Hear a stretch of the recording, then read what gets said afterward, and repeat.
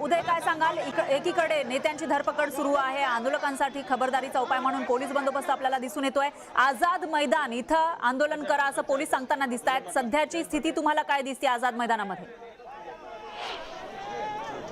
मी आता आझाद मैदानामध्ये आहे आणि आझाद मैदानामध्ये कोकणातील काजू आंबा उत्पादकांच्या ज्या विविध मागण्यांसाठी मोर्चा निघणार होता त्या मोर्चाला पोलिसांनी परवानगी दिली आहे। त्यामुळे आपण पाहतोय काही काळ तणावग्रस्त परिस्थिती जी आहे ती देखील निर्माण झालेली आहे। त्यानंतर आपण पाहतोय की शिवसेना उद्धव बाळासाहेब ठाकरे पक्ष सचिव आणि माजी खासदार विनायक राऊत यांना देखील पोलिसांनी ताब्यात घेतलेलं आहे आणि त्यांना आता आझाद मैदान येथे आणलेलं आहे। अनेक नेते मंडळी इथे आपल्याला पाहायला मिळतात, अरुण दुधवडकर असेल, इतरही नेते मंडळी आहेत आणि त्यांनी गळ्यामध्ये इथे आपल्याला पाहतोय की आंबे जे आहेत आंब्यांची माळ घातलेली आहे। कोकणातला राजा म्हणतो आपण फळ, आंबा फळ, ते आंबा फळ त्यांनी गळ्यामध्ये घातले। नेमकं काय त्यांचे निदर्शन आहे, काय मागण्या बघते त्यांच्याकडे जाऊन घ्या। विनायक राऊत साहेब, काय नेमक्या मागण्या आता तुम्हाला आझाद मैदानाचे आणण्यात आले आहे? बघा, कोकणातील आंबा काजू उत्पादक जे आहेत त्यांची जी हवालदिल परिस्थिती यावर्षी झालेली आहे की कोकणातल्या लोकांचं एकमेव उत्पन्न वार्षिक हे आंबा आणि काजू आहे।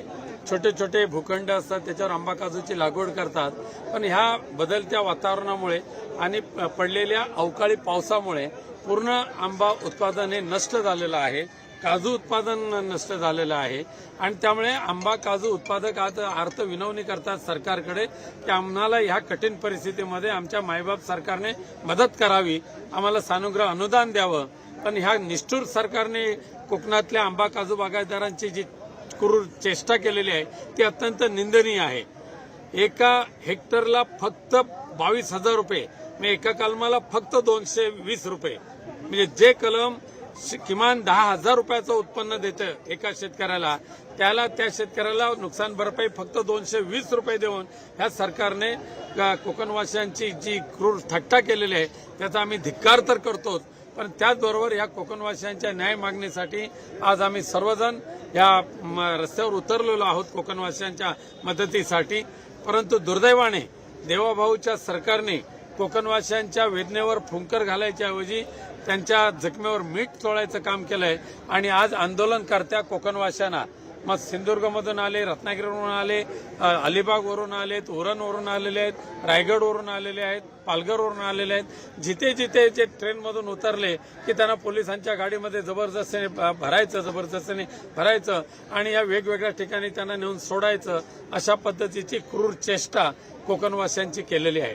तुम्ही आंब्याची माळ जी आहे ती गळ्यामध्ये घातलेली आहे, निदर्शन करतात। हे आंबे खऱ्या अर्थाने मोठ्या चवीने खातात आणि केवढा मोठा मान कोकणचा राजा, आंब्याचा राजा म्हणजे हापूस आंबा। आज या हापूस आंब्याची दयनीय अवस्था झालेली आहे, ही मी तुम्हाला दाखवले। हा देवगडचा हापूस आहे, पण आज त्याची अवस्था काय झाली बघा।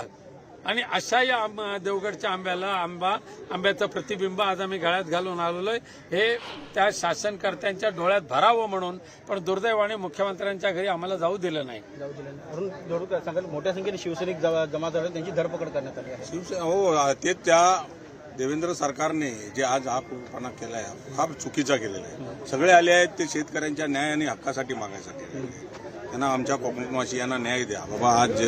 आज निसर्गाने जो कोप केलाय किंवा आणि काय केला आहे ते आंबा बागायतदारांना न्याय द्या म्हणून आम्ही सर्व आलो, आम्हाला इथे धरून आणलेलं आहे देवेंद्र सरकारने। आपल्यासोबत इतरही अनेक कार्यकर्ते आहेत, नेते आहेत, इतरही पक्षांच्या संघटना आहेत, त्या देखील या मोर्चामध्ये सहभागी झालेले आहेत। आपल्यासोबत रेड्डी सर, काय सांगाल, राज्य सरकारबरोबर तुमची काय चर्चा झाली या संदर्भात? परवा मीटिंग झाली, त्याच्यामध्ये 4 मंत्री होते आणि सगळे जिल्हाधिकारी वगैरे होते। असं वातावरण आम्हाला वाटलं होतं। आमचं काही तडजोडीने प्रश्न सोडवण्यासाठी आम्ही आलो, उगाच कोण आंदोलन करत नाही। परंतु त्यांनी त्याच्यानंतर सांगितलं होतं की आम्ही तुम्हाला सांगू, परंतु तसं काहीच सांगितलं नाही। आणि आज मी म्हणतो इतके वर्ष आम्ही आंदोलन करतोय, पण ज्या प्रकारे कोकणवासींची दडपशाही चाललेली आहे